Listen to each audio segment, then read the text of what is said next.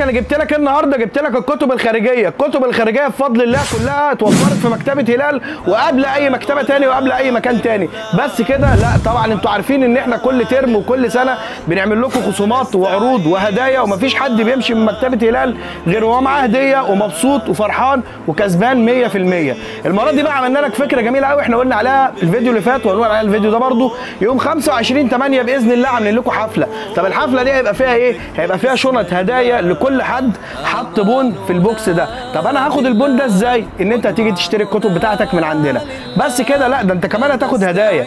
بس كده؟ لا طبعا انتوا عارفين خصوماتنا واسعارنا عامله ازاي. طيب بس كده؟ لا ده انت مش هتلف على المكاتب عشان تجيب الكتب اللي ناقصه ومش موجوده.